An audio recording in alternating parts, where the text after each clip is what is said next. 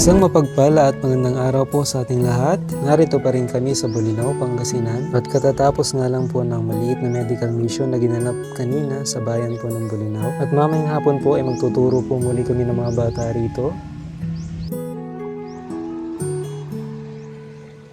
Pero napansin po namin sa lugar na to na marami pong natumbang puno ng niyog, mga ngalantang sanga, at mga kubo po na nagsitumbahan din po. Ganun din po yung mga buhangin dito ay tumaas dahil po sa storm surge daw po na nangyari dito. Nung nakaraang November lamang dahil po sa bagyong Uwan. At talaga pong back to zero po lahat po ng mga beach resort sa lugar na ito. Sino gustong kukunin? Data. Ano? Tumatis nga po muna para hindi masunog. Ay, kumukulo na. Bigyan mo na.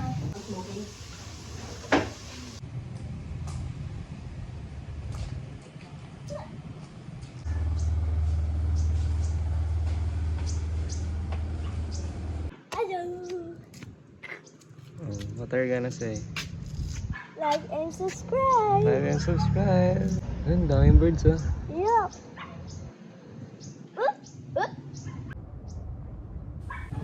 Matapos po kaming kumain at magpahinga ay kami po ay magtutungo na po, magtuturo sa mga bata pero hindi po namin po inaasahan yung aming makikita.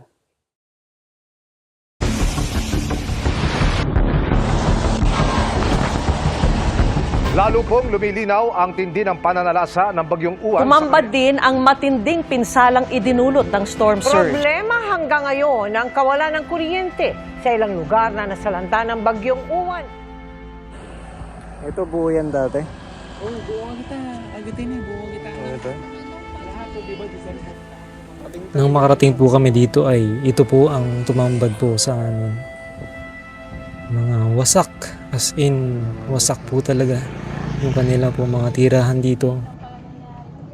Oo nga, yun nga yung lalaki doon kanina nakausap ko. First time daw nila nakaranas ng ganong kalakas. Ganon din po yung mga puno po ng niyog. Ganon din po yung kanilang mga panghanap buhay ng mga bangka ay talaga pong inahon mula po sa pampang at talaga pong nasira. Mga bahay po na gawa po sa konkreto ay wala pong nagawa sa hagupit po ng bagyong Uwan.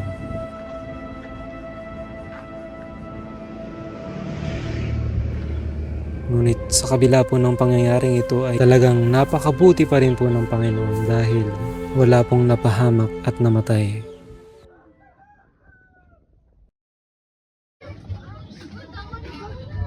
Hello, Lynn. Kumusta?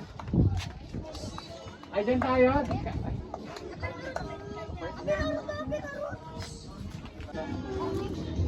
Sa tabing dagat.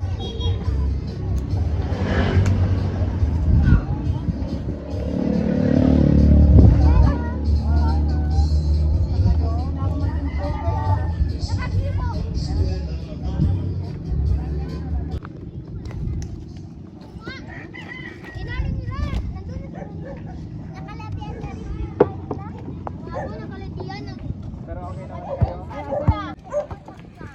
Ayun, very good. Yun ang maganda. No? Kasi walang nangyay. Wala naman namatay dito. Kasi diba, nakita niyo doon sa Cebu, namatay no? Doon sa Liloan, Cebu, doon sa Visayas, yung ano doon, binaha, 200 mahigit ang namatay. Oo, 200 dahil sa ano, sa baha. Mabuti kayo dito at okay naman. Wala na bang ibang bata? Wala na po. Okay, okay. Sige, ano. So, yan, magtuturo lang kami ng kaunti, ano.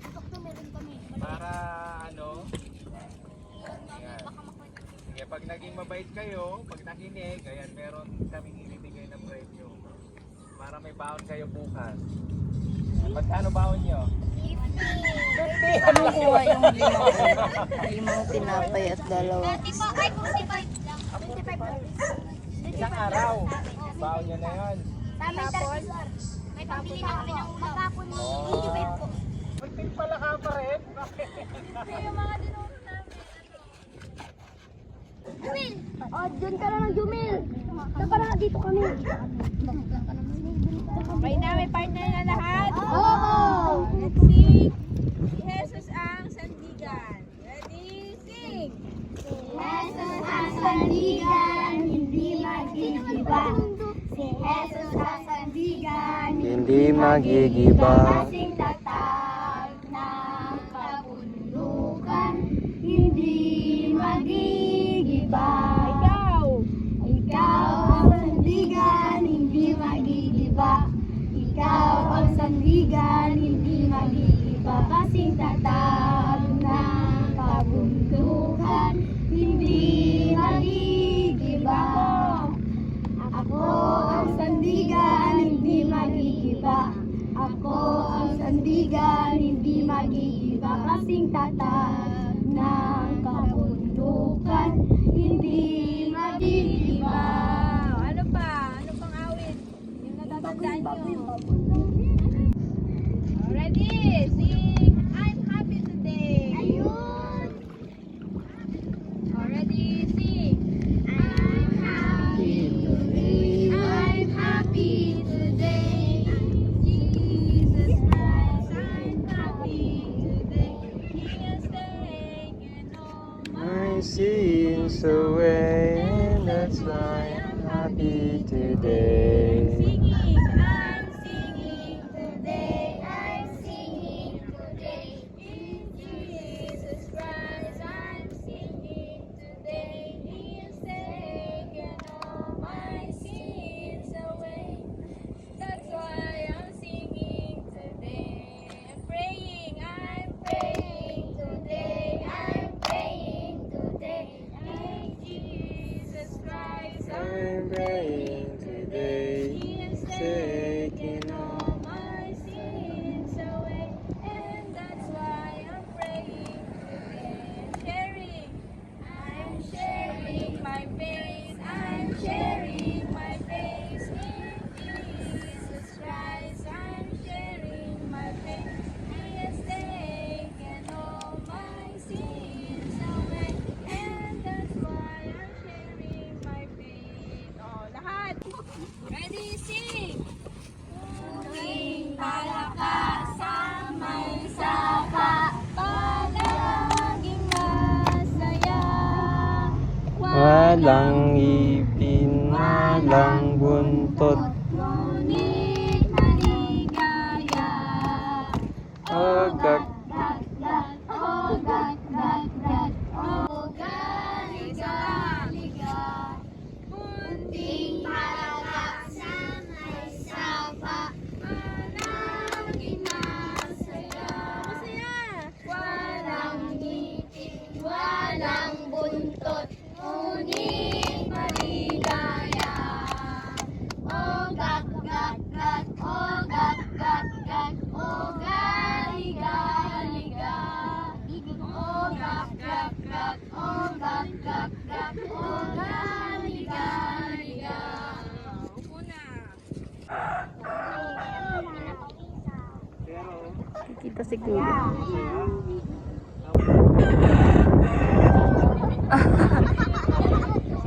Alam niyo ba na meron kayong gamot na nakukuha sa paggalaw? Alam niyo ano yun? Sino dito yung nakakakilala kay Jesus?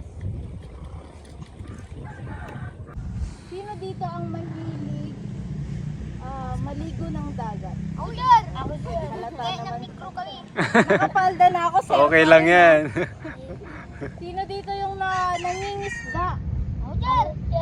Sir pa rin. Nakapalda na ako, sir pa rin ha. Yan! Teacher. Teacher ba yun? Ah, teacher, hindi Akala ko, sir. Sir. Shortcut lang.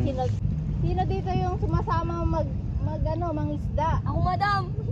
Yun, madam na talaga. Kuya niya, te! Pero sumasama ka. Hindi. Marunong kayo? Marunong kayo? Oo, nagpaltat kami. Alam niyo ba si Jesus? Mahilig siya. Ay, sino may kakilala kay Jesus? Ako. Mahilig siyang magturo sa tabi ng dagat. si Jesus ay sikat sa pagtuturo sa mga tao, merong isang araw sa may gilid ng dagat, habang naglalakad sila, ang daming taong pupunta sa kanila, ang daming taong paparating kasi gusto nilang makinig ng salita galing kay Jesus. So pag nagsalita ba si Jesus, pag nagkwento ba si Jesus, gusto nyo rin bang makinig ng kwento niya? Opo! Bakit nyo gustong makinig? Pag inutusan ka ng nanay mo, anong gagawin mo? Susunod. Magiging mabuti kang bata. Panginoon, ang daming tao na sumusunod sa atin. Pauwi na ba natin sila para makakain sila sa mga bahay nila? Kasi padilim na palubog na yung araw. Alam mo, sinabi ni Jesus, bakit mo sila papauwiin? Pwede naman natin silang pakainin. Pero ang sabi ni Jesus, bakit mo papauwiin yung mga tao? Bakit mo to papauwiin mga batang to? Pakainin natin sila, sabi ni Jesus. Sabi ng mga disciples, Panginoon, meron lang kaming 5 tinapay at 2 isda. Paano magkakasya sa 5,000? Ilan sila? 5,000. 5,000 tao. Konti ba yun? Marami. Sabi niya, Panginoon, paano magkakasya yung 5? Ilan na ulit yun? 5 tinapay. 5 tinapay at 2 isda. Kasya kaya yun sa 5,000? Hindi po. May powers ba siya na, gano'n, dumami na? Anong ginawa niya? Nanalangin siya kanino? Sa Ama. Kasi si Jesus ay Diyos. Nanalangin siya sa Ama. Pinagdasal niya na paramihin yung tinapay at 2 isda. At meron silang 12 na basket. Ilan yung basket? 12. At yung 12 basket na yon, na kahit yung 5,000 na tao napakain nila, pero yung 12 basket puno pa rin. Sayong miracle. Ibig sabihin, pag tayo ay gumaya tayo kay Jesus na mabuting tao at sumusunod sa Diyos, pag nanalangin tayo, pagpapalangin tayo ng Panginoon.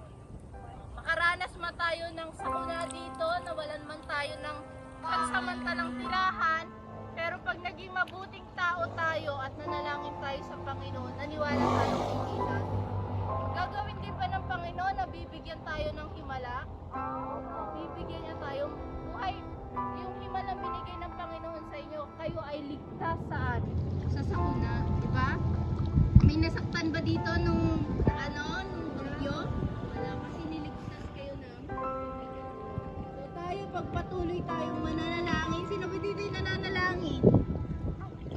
Nagpipray. Nagpipray ako. Kagaya ng ginawa ni Jesus, ibinigay niya naman kanino? Sa mga tao. Kaya pag may blessing na binibigay ang Panginoon sa atin, magbibigay naman tayo ng blessings kanino? Sa ibang tao. Kagaya ng pagpapakain. Ilan ulit yung pinakain niya? 5,000. At yung 12 basket, puno ba o wala nang laman? Puno! Ganon ang pagpapala na ibibigay ng Panginoon pag tayo ay naging mabuting tao. At patuloy tayong mananalangin kanino? Okay. So nawa, may natutunan kayo? No, na tayo dapat ay laging maging masaya na kahit ganito yung nangyari sa atin. Ano? May tanong ka? Nakatasya ka yun. Hindi ko na alam yung Smile at the storm, smile at the storm. Cries in my vessel, I can smile at the storm until you guide me home. Sailing, I am sailing home. Sailing, I am sailing home. With cries in my vessel, I can smile at the storm until you guide me home. Okay, o sige, pray tayo. Pray tayo ulit, ha? Patao kaya lang, may problema ako, yung ballpen, kung konti na lang pala. Lapis. Naglalapis pa ba sa inyo? Hindi na. Sa kabila ng bagyong naranasan nila, Tila di mo kakikitaan ng pag-aalala.